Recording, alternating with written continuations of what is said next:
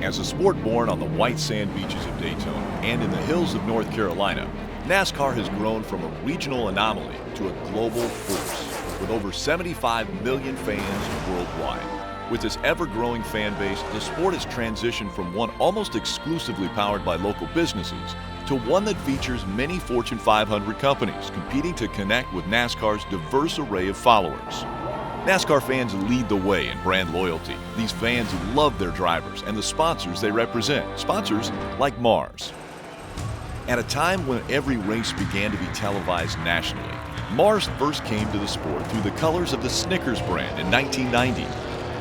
In 1995, with Skittles and Snickers on board as associate sponsors, Jeff Gordon would capture his first of 4 Cup championships.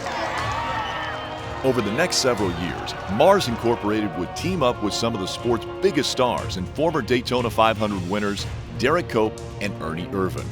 At the start of the new millennium, the colorful M&M'S characters would take over, quickly making the number 36 car one of the most recognizable on the track each weekend. In 2003, Elliott Sadler became the new face of M&M'S Racing. Elliott would earn the brand its first trip to victory lane at the season-opening Gatorade 125 the following year.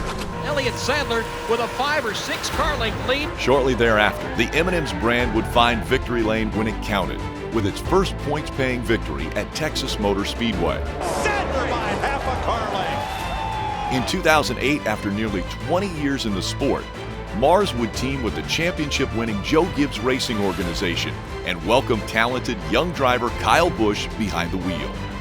Just being able to have the representation of a big corporation like Mars and M&M'S being able to put something out there for us is pretty cool too.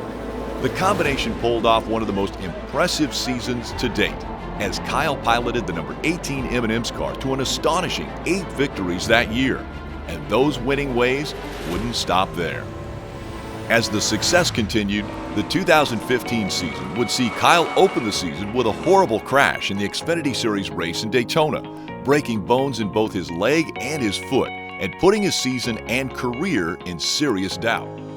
With his determination and relentless desire to be back behind the wheel, Kyle made an incredible return after only 10 weeks of recovery. Just 5 races into his return, and while still powering through recovery from his injuries, Kyle steered his M&M'S Crispy Toyota to an emotional victory at Sonoma, the first of 4 victories in an 11-race stretch leading into NASCAR's postseason. Crown the winner of the Toyota Safari 350, Mr. Kyle Busch. Kyle finished the season by claiming the victory in the season finale at Homestead Miami Speedway, earning the 2015 NASCAR Sprint Cup Series championship, the first for both Kyle and Mars. No one has battled through as much pain and had as much perseverance as 30-year-old Kyle Busch, the 2015 NASCAR Sprint Cup champion.